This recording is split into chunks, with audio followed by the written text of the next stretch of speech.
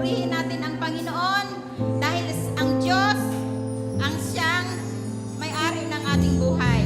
So ngayong umaga, awitan natin ang Panginoon dahil nananatili ang Panginoon sa bawat isa sa atin. Mahal tayo ni Lord eh. Huwag nating ipagpalit ang Panginoon dahil ang Diyos lang natin ay nag-iisa. So ngayon, sa presensya niya, mananatili tayo sa Panginoon. Awitin natin yung kantang yon. Hallelujah.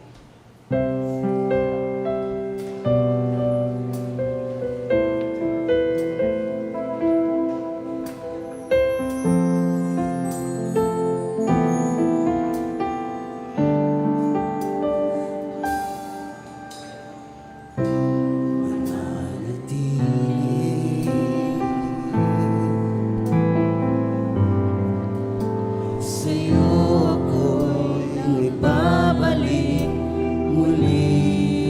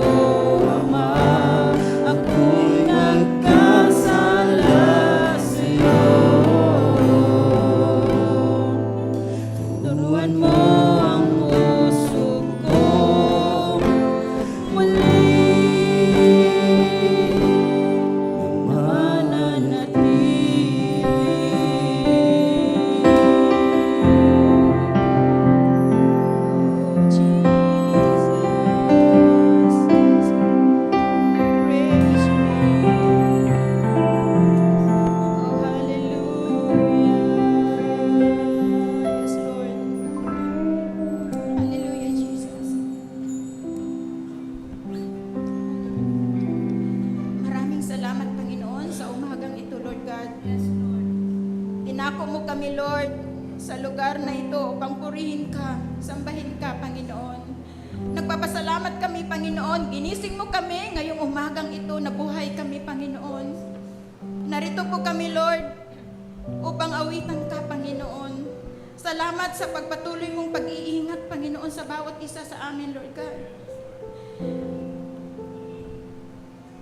Hallelujah. Yung nasa bahay man ngayon, Panginoon, kayo po, Lord, ang mag-ingat sa bawat isa. Ingatan mo rin sila, Panginoon.